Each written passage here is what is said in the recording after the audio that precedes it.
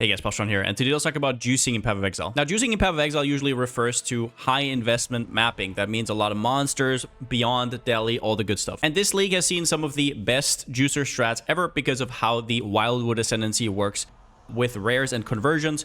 And so I thought it would be a good idea to actually talk about how you juice correctly. We've already have some great farming strats by, for example, Goratha, Crouching Tuna, Milky BK, and Snoobay, among many others.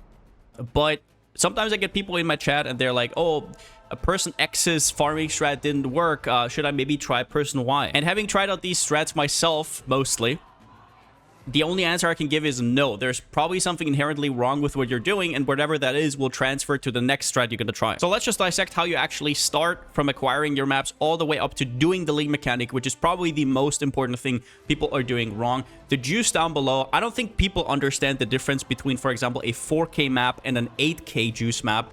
It's not double. It's like insane. So much so that I actually started skipping around about 20 to 30% of my maps, even though they have like a divine invested in them. That is how important the league mechanic is, and if you get unlucky, you just roll again. But onto that later. Let's jump into it. Alright, so we're going to start off with build choice. Then you need some starting currency, loot filter, how to prep your maps, the Wildwood itself, which is probably the most important one, as I just said, and doing the map correctly as well. Like, in which steps do you have to do it? For example, ritual is pretty big this league. Just basically, how do you make the most of your maps? And then also quickly, we're going to talk about selling in bulk, selling all your stuff afterwards. First point here is get a really good build. Wow, what a great advice, right? Like, obviously you wanted a not good build, and now I told you to get a good build, so that's gonna help you out a lot, right? But what I mean by that is you have to evaluate whether your build is actually good enough to do this kind of hard content. And that's true especially this league, because usually when you're juicing, you can sometimes get away with builds that don't even have much single target damage or not that much defenses. You can still get away with it. This league, you cannot. The big rewards come from big, juiced up mobs, rare monsters, that might take you forever if you don't have the damage to back it up. So until you get there, in my opinion, you should be farming up with Expedition, and now especially Essences, that it gets a little bit later into the league. Essences get better and better the further the league goes, and if you're not capable of juicing, even people who could juice are actually doing Essences because it's very, very strong. However, just the build alone will not carry you completely. For example, I'm running a strength stacker right now. If I removed Headhunter and Defiance of Destiny, I would still have problems here or there, even though I have a ton of currency invested into this build already. We're talking 500 plus divines. That is obviously builds that can do it for less. I'm just basically telling you how important these two items are in particular. Everybody knows about Headhunter. The Juicer God item, it's usually what people try to farm up early if they know they're going to juice. Even if you're not fizz scaling, it is great. It gives you extra projectiles. It gives you extra movement speed. It gives you stun immunity if you don't have it. It gives you overcap resistances, which are also really important for altars. I guess an item that hasn't caught on to everybody right now is Defiance of Destiny. In fact, I was one of those people. I always knew Defiance of Destiny is good because I've heard good things about it. But I never really put it on my character because I was like, oh, a defensive amulet on softcore, I don't need it, right? But when you put it on, when you put it against this really tough content, it's mind-blowing. It's probably top 5 items in the game right now. If you have 100 mobs or 1,000 mobs surrounding you, there's nothing better than this amulet, and it is perfect for this type of content. Don't get me wrong, it's good everywhere, but especially for juicing content, it is incredible. And the difference between you being able to run it, for example, if you're a Badge of the Brotherhood build, you have a problem, right? You're gonna have to get that elsewhere, and that's actually pretty rough to do. It gives you the sort of recovery that you need. And I'm not just talking about like with Progenesis or with Petrified Blood or Blood Notch or any of those combos. Just standalone, the amulet is just ridiculous. And the last notch you can kind of twist in case your build can't do juicing is not running Delhi. Some people can't even run it because they're crashing constantly. I've had that sometimes, but it happens very, very rarely, especially with Unending Nightmare. Honestly, I can't tell you, unfortunately, that it's fine without. It is so much worse without. But juicing is still good enough to a point where I think you can do it without. But if you can do Delhi, you should always do Delhi. And I personally wouldn't juice if I wasn't able to use it, but that is up to you. And I guess a very important point that I almost forgot is, are you an MF? If you're an MF build, you can actually get away with not running Delhi, and you will have to set your expectations differently. If you're an MF build that can get in both Headhunter and Defiance of Destiny, that's great, but usually getting in Defiance of Destiny versus like a 20 quant crit multi simplex Ami or something like that is almost impossible. So you will have to kind of just be a little bit more careful, or tone down the amount of juice that you run, or you have mirror tier gear and it doesn't matter either way. Second point is really short. Get some starting currency. You don't want to be the person to just straight up, I don't know, buy juice for 4 maps, and then you're like, oh, I hope I get a divine, and if I don't, I'm so unlucky, and no, I can't. I'm gonna go back to that other farming strat. No, it's just a waste of time. You're gonna hate yourself. Farm up first, not just for your build, but make sure you have, like, I don't know, at least 30, 40-ish divines just to map, just to invest into stuff like compasses or juicing material or any scarabs that you need. Do it like me, where you basically prep a whole tap beforehand, and then you can just grind. Obviously, people are going to say, ooh, that's going to take forever. It's so much currency. But at the end of the day, it's so much more fun for me personally to just be able to just grind. So you kind of have to do that prep work beforehand. But before we even talk about prepping your maps, you have to talk about the loot filter. In case you aren't aware, especially this league, if you don't have a loot filter that is very strict, you might just be crashing because you are showing too many items on the screen. So I'll link you to my filter down below, just so you know it is very, very strict. If I compare myself to some of the other streamers that are like looting for 10 minutes after a map, it's definitely not like that. I still have to loot a lot if the map's crazy, but I'm hiding a lot of specific things, and I took like an hour or even 1.5 hours to actually look at all of this. The biggest thing you have to look at are unique items. You have to be very picky here, because other than leather belts and heavy belts, obviously, that have GG outcomes that are actually worth hovering over every single one, some of your maps, especially the ones with a lot of purple juice, are going to just look crazy if you don't contain this. So a big example here is the Onyx Amulet. The Onyx Amulet has some good outcomes. Astramentis is okay, usually still not the craziest to sell, but there is also the replica Dragonflight Amulet, right, which can potentially be great.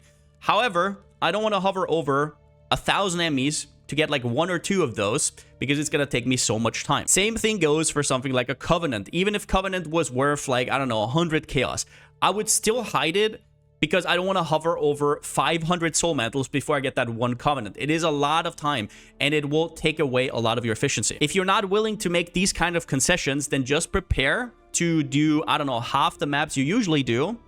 Okay, that's fine. If that's the way you like it, I'm just going to tell you right now, this is really, really important. Same goes for stuff like currency. With the biggest offender being stuff like Orb of Alterations, Orb of Chance, I don't know, Orb of Alchemies, I have all of them hidden, even the 20 stacks Orb of Alterations. I'm showing Chaos Orb, which is technically less than a stack of Orb of Alterations.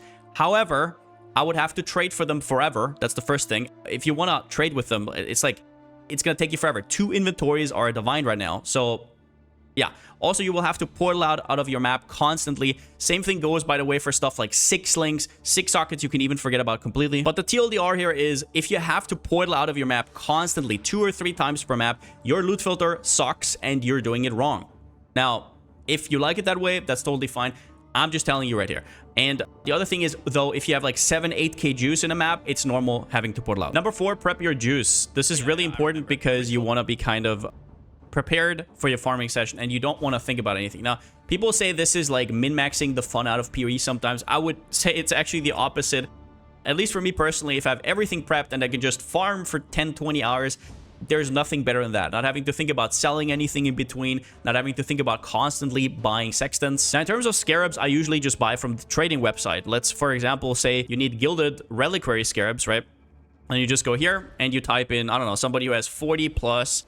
You type in divine, and well, something is gonna come up, right? If the site's loading. Oh god, this league's trade has just been so goddamn bad. It's actually crazy. All right, there you go. And then you see, all right, there's people who are actually selling, or at least you saw it right there. Let's move on. Actually, yeah, there you see it, right? Now you can just choose divines. You just buy your juice. The second one is PoE stack. PoE stack is super important for compasses. It is very cozy. If you want to buy it on TFT, it's a little bit annoying to do, in my opinion. So let's say you need, for example, Delirium Mirror of Delirium, right? You go here, and then you can see, oh, 120 C per. This guy has 135. This guy has 7 and whatnot. You can basically just copy Whisper. Let's say, for example, you need 10. Let's say a more, yeah, let's say 10. That's like 40 maps, right? Then you can just put copy Whisper right here, and then just copy paste it into your chat, and then it's going to automatically whisper them for 10 of these sextants for 1,200 chaos. Most efficient way to buy sextants, at least that I know anyways. Now, when it comes to rolling your maps, if you're Abyss, this league, it's a little bit different than usual. You actually want to reroll for extra projectiles. If you haven't checked out Crouching Tuna's video yet, definitely do so. One thing that I'm personally not agreeing with, I guess, is stop when you get more rare monsters.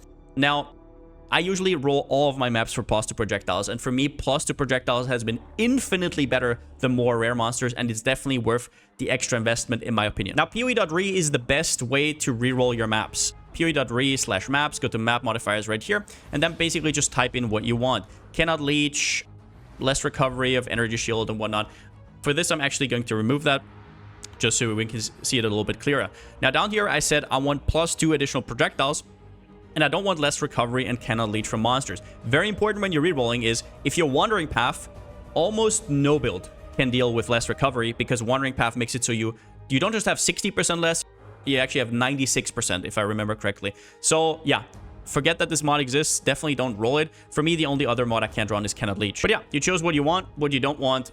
You just click copy, and then you paste it into wherever you're rolling maps. So, for example, right here, I'm just going to do this in a microcosm. You don't want to do this with 4 each. You actually want to do it with 50 plus, but just to showcase this right now, you're obviously going to chisel, then you're going to elk, and after that, you can kind of see what you have. So one of them already rolled the +2 projectiles, so we're going to take it on the side, and you just keep chaos spamming until you get it. Now, obviously, if you're not doing Abyss, this is a lot faster. You can also buy 8 mod maps from TFT. Personally, I haven't found it to be worth it. I have found it to be worth it to actually exalt slam my maps. So you just keep doing this over and over until you get all your maps ready, until they show up. This way, you know that they're actually ready. Now, one more thing you can do for juicing that I would definitely recommend is actually stopping at Beyond, right? Beyond is very strong. For me personally, at the highest level of juicing, I don't want to have to fiddle around with, oh, this map already has Beyond, so now I have to replace my Sextant. Stuff like that. I don't want to deal with it, and as well as that, the Sextant also gives you more monster pack size. So I just think it's worth rolling over, but that is completely up to you. In terms of this, a lot of people are not doing, there's actually a funny remark that Fubgun made on my stream, which I think is actually very legit, is exalting your maps. I haven't really thought about this at all, because I was just buying 8 mod maps, and buying 8 mod maps for +2 is very hard right now. They're getting bought up immediately, basically. But if you look at how much an exalt is right now, it's around about 13-14 chaos. And what it gives you, I mean, I can just show you, for example, if we go here and let's say we exalt this map here. We start off with 75, 32, 21. You slam an exalt on it, and all of a sudden you have 91, 41, 27. That is, I mean, if you think about how much you invest for the rest of your map, that is actually nothing. So yeah, in my personal opinion, I prefer the 6 mod maps. Sometimes you get 4 mods, then you just slam again. And as you can see right here, this is how you make these 100+ quantity maps without having to corrupt it. This also means you have way more agency over your maps in general, because if they're corrupted, you don't always have agency. Now, sometimes what can happen is what happened right here is where you actually slam on less recovery. In that case, you just do it all over again. But this is actually, I mean, out of the 100 maps that I rolled, I think this happened to me like 3 or 4 times. All right, next up, let's talk about Wildwood, doing Wildwood correctly. And I can't really do this without doing a showcase map right here. So what I would do before I start the map is I just put out 4 maps right here. Just put them here. If you have the backpack, you can put it on the side, obviously. And you apply all the sextants first. So take out all your sextants. You apply them right here. And since they are 4 uses, I kind of want to set that up with 4 maps, 4 scarabs. I mean, obviously, you can put a 10 stack in here. This is just so I don't forget my rotation, because every map you miss the juice on is kind of a big deal. Okay, so we have a map that we want to run. Let's actually, just to make this a little bit quicker, not run a map with temp chains. Let's just run this one instead. You go to, for example, for this farming strat, Abyss. Don't forget to put on this one right here. Okay, let's talk about Wildwood. Wildwood is the most important part of juicing this league, and I mean it with, like, there's nothing else that matters as much as this.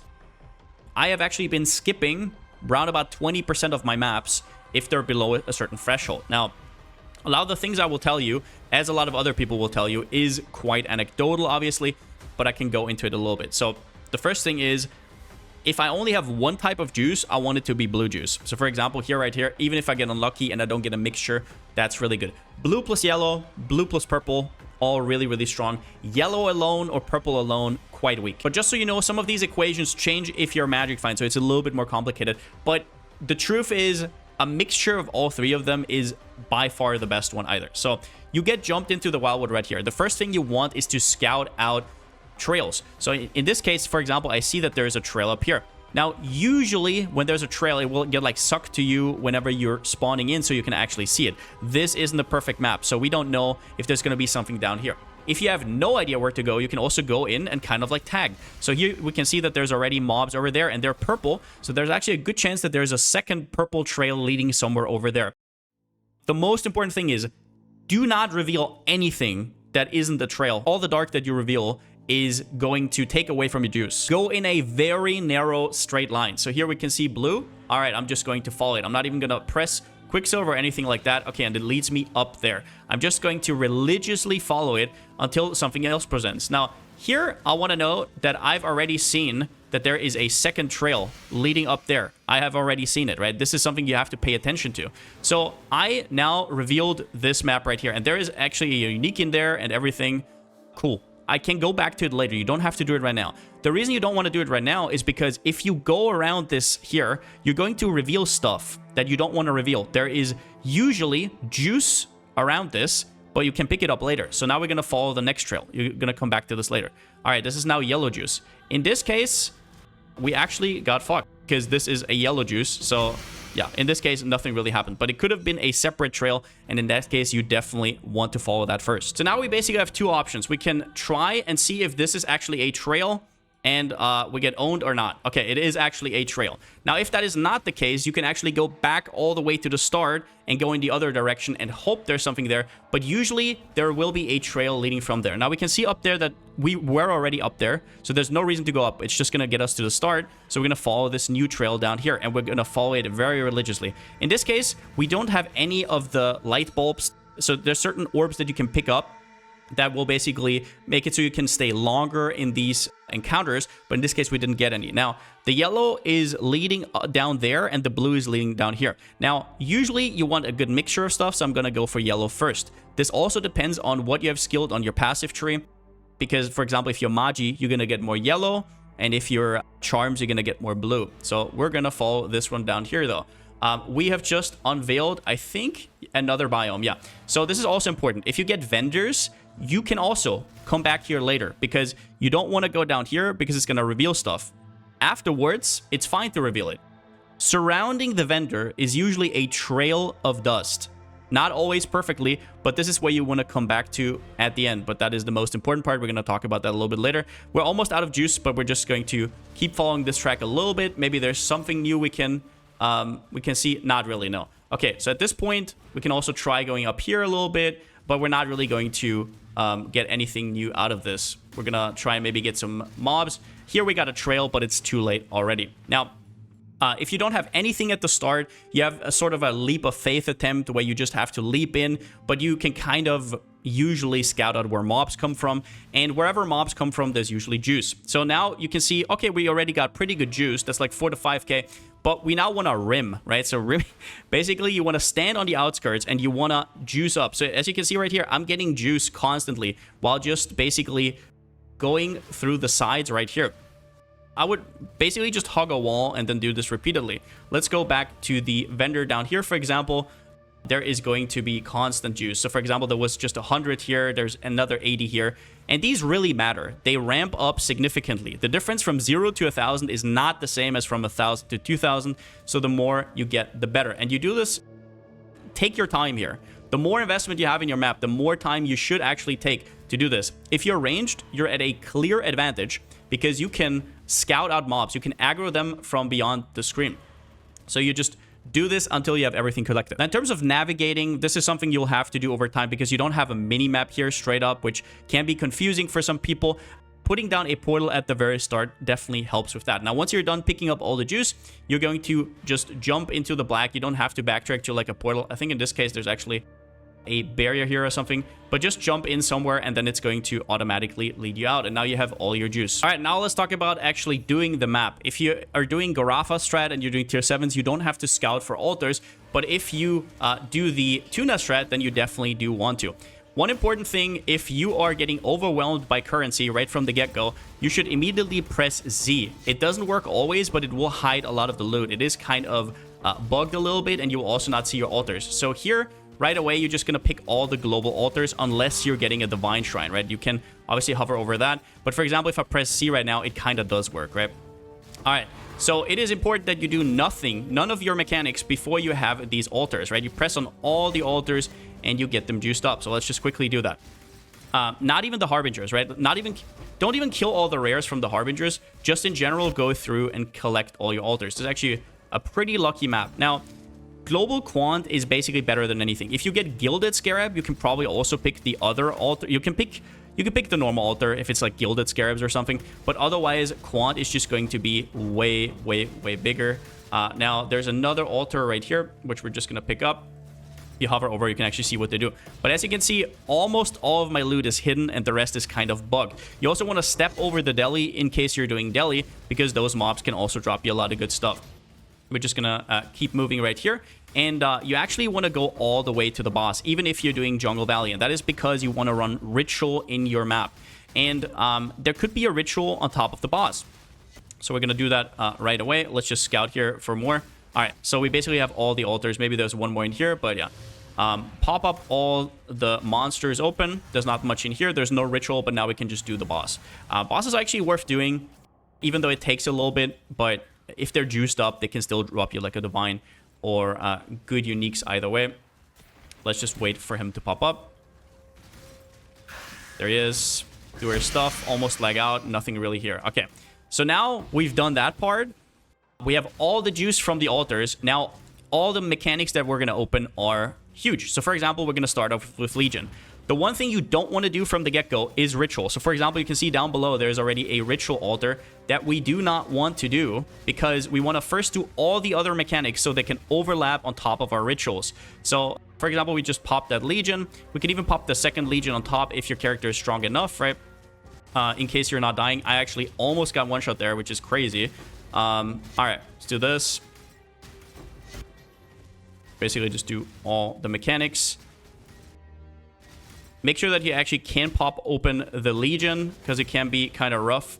And now we're going to do the Abysses. Now, when it comes to Abysses, the most important thing is do not kill the Spire too fast. So, for example, right here, we just got a ton of Abysses. If it bugs out, and it actually still shows you a ton of scarabs. If it still shows you all the stuff on the ground, just press Z and then Z again, which is basically the button for loot or whatever you have. So right now you can see at the end of whatever stage it is, in this case it's stage 2, I can now see that there's almost no rare spawning, which means either it's going to go to the next stage or it's going to spawn a Spire. This is important because if you just keep hammering your attack and you have headhunter buffs and everything, you're going to one-shot the Spire as soon as it comes up, and you don't want that. You want the Spire to actually fire off its projectiles. So in this case, you can see, all right, there is the unique, right? You can see the unique. If you're Magi, you're going to see that there's a unique or not. So now you have to let it keep fire, right? So it fired 1, it fired 2 barrages, and it could fire a 3rd one. Sometimes you get unlucky. So I don't really know what this exactly has to do. Sometimes you have to wait for the Spire to fire off more, but sometimes it only does fire once. In this case, one thing I would always do is pick up the vines immediately, because your map could crash basically at any time. All right, now let's keep moving with the next Abyss, and you just basically rinse and repeat this. So for example, here I found a Valdos puzzle box. I also want to pick that up immediately so I don't get screwed later by a potential, not just crashes, but what could also happen is you die, you lose your headhunter buffs, and then you come back in and there's some nasty Beyond mobs that you forgot about, and all of a sudden you can't loot anymore. That has happened to me once in total, but when it happened, I lost like 2-3 divines off of it. So since then, I'm basically just always looting immediately when it comes to divines, when it comes to puzzle boxes and whatnot. So once again, you want to get this kind of like to a certain HP threshold. Not all builds can do this. Just make sure you're not killing the Spire. It feels like it has some amount of damage reduction early, but then it doesn't have that. So in this case, I fucked up a little bit. I should have just gotten it a little bit lower, then it would have fired additional projectiles, but what can you do? So what we're doing right now is basically we're doing all the mechanics after we pop the altars. And after you did that, you're going to go to your ritual altars, because now all of these Abysses and Legions had a pretty good chance to overlap with your rituals, right? And then you'll get extra mobs from those rituals. All right, so now we're doing our last breach, and as you can see right here, it actually overlaps with the ritual. Now, I'm just going to quickly hide all the loot right here so we can kind of do this. This is a really bad breach, still worth doing. If you hit a rare, it's still very strong. So after this, what you want to do is you want to start popping your rituals. Make sure that you don't you don't portal out for, I don't know, trades or anything like that. If you lose your Headhunter stacks with this kind of content, you're going to get demolished. So we just did the first ritual, and they get progressively better. Now we do the second one. What you can definitely do with rituals is if you notice that one ritual in particular got a lot of mobs on it, for example, if there was like 2 abysses and 2 legions next to it, you want to do that one first, because then all the subsequent ones also get that extra juice, right? Very strong. In general, do not loot unless it's a tink. If it's a tink, sure, go for it. If you want to make sure. So for example, here I could have died and it could have been awkward, but I was pretty careful with everything, and I did see that I actually cleared all the mobs. You don't want to leave mobs now so that later when you loot, you don't get one-shot immediately by those mobs, because your Headhunter buffs are going to fall off, and then you're in big trouble. And as you can see right here, this is why you can already see why Headhunter is so goddamn important. And also, I'm getting hit so many times that Defiance of Destiny is just completely broken, and it's just kind of like pays off. Now, one thing I do at the end is I go through one more time just to kind of aggro mobs in case I forgot something, so I don't get completely destroyed later. Okay, so now I basically did it, and now all you have to do is loot. Now, for looting, you usually just want to start right here, right? Having a good filter goes a long way. I would press Alt right here and show you all the loot I have on the ground that isn't shown, but it would probably crash the game, so I would rather not. Let's actually see if we had, I think we had one drop with like, yeah. So here we have a drop with a ton of these scarabs, which are super annoying, right? You can see 4 stacks of winged scarabs. Now, what you want to do is press Z, hide loot, and then see wherever that beam is, and just constantly click on the same place, because those will all drop from one singular rare because it got conversion, right? So you just keep clicking. This way, you don't have this weird situation where you have to like click, right? You can just click in one place. Another important thing to note, if you're going off screen and there's like weird stuff happening, for example, you go up here and then you backtrack, and it's kind of like, you can see the loot beam is here, but if you click, you have to click down here, and it's just super annoying, right? Press ZZ again and everything will be in place. But yeah, this is the perfect example. I'm actually going to press Alt for a second. Maybe we can see everything I'm hiding right now and why it's so important to have a good loot filter. Please don't crash. I'm pressing it right now. Let's see what happens. Let's see what happens. Oh. Okay, maybe that wasn't the best idea. And wow, it actually crashed me. Let's hope my instance is not gone. What I'm doing for video is just losing currency all day. What a great way to start this. Yeah. No, it's still there. Okay. A good loot filter is important. That's all I can say. You can imagine the loot that's here that I've hidden. It's probably going to be multiple thousands alterations, for example, which I've hidden. So you would have to portal out like 6 times. And I guess this goes without saying, but just hover over all the gold rings and all the leather belts and all the heavy belts. But you know the drill. But yeah, in case you were wondering why tier 1 uniques are so cheap this league, yeah, if you're doing it correctly, this is how a lot of your maps will actually look like. Not all of them are going to be perfect, but a lot of them. So when it comes to my strat in general, I'm doing something very similar to Crouching Tuna. The only thing I don't do is I don't go for Ritual Chance. I actually go for Ritual on the Sextant. So I go for Beyond, Abyss, Mirror of Delhi, and Ritual Altars. With Delhi Mirror being this expensive, though, there's a pretty good chance now that Delhi Orbs are actually going to be better. So maybe use 4 Delhi Orbs for 80% Delhi. Could actually be better overall. If you do Diviners, then you're actually going to get a lot of your money back in stack decks. Plus, it opens up another Sextant. So that is very strong, especially if you're not buying 8 mods, because 8 mods are already corrupted and you can't put the Delhi Orbs on, right? So that is very strong. Other than that, for the points that he took here, I basically just substituted with a little bit Breach. Has been alright, nothing to write home about, but it is more mobs. It's less about the Breach rares themselves, which aren't really that plenty, and more about the Beyond. It's just very good with Beyond. The scarabs I'm using right now are Gilded Harpy, Gilded Abyss, Gilded Reliquary, and the Rusted Legion. You probably want to replace the Rusted Legion. Yeah, probably want to replace the Rusted Legion with... Where is it? These right here with Gilded Divination scarabs if you have MF, or if you're farming Burial Chambers. Yeah, once again, I'll link down below to both Tuna's and Garafa's guides right there. They're a lot more in-depth than me just talking about like the grand scheme of things. So yeah, as you can see right here, this is once again the reason I stopped picking up alterations. It's just stupid. It's way too much clicking. You're never going to sell them. So unless you need them for personal use, it's just kind of useless. But that's a perfect segue into the last point, which is selling. Now, I did make a video 2 years ago about bulk selling, and if you're new to the game or you have like, I don't know, not that many hours yet, or you're not that familiar with trade, you should definitely check out this video for the very basics. But otherwise, all you have to know is TFT and PoE stack are your friend. Learn how to use these tools and websites, plus make sure that your loot filter is adjusted to not pick up stuff that you don't want to sell in bulk. For example, I have contracts and blueprints completely hidden, and I know that is a disadvantage when I map. I know that. I understand that. But I don't want to sell them. It's so goddamn annoying. And with strats that have such a high profit margin, you can be very picky with what you show and what you don't show. Also, don't show uniques that you actually don't want to sell. If you're not ready to sell for 8, 9 chaos, then don't pick those up. Hide them from your filter. I guess a few exceptions are stuff like Cloak of Flame, which you can actually corrupt for really good outcomes. I'm going to show you one thing I dropped right here, which is a +1 maximum res with pretty good ignite duration on a Cloak of Flame, which actually sells for around about 20 to 30 divines. So if you're familiar with the meta and you know certain things could be good if you put a Vol up on it, you can also just pick them all up and Vol them at the end. I'm probably gonna do that as well with stuff like Brass Dome or all my Cloak of Flames, right? All of that good stuff. Also jewels you can usually leave on because they're always worth something. Unique jewels, that is, like, for example, Unnatural Instinct, which I think right now is actually worth very little. Yeah, it's only like a divine or something. Okay. But yeah, in general, I think there's great guides already out there, so not really much to add there. Just wanted to kind of line this up for people who are maybe not so used to juicing. I myself was pretty washed up. I did mostly do boss rushing over the last few leagues. I just absolutely love doing like 90 maps an hour. But this league mechanic is just too crazy for juicing, so I had to get into it again. So yeah, I hope this video could help you out a little bit, maybe. Definitely check out the videos I've linked down below. And yeah, since I still don't have a slogan, see you next time.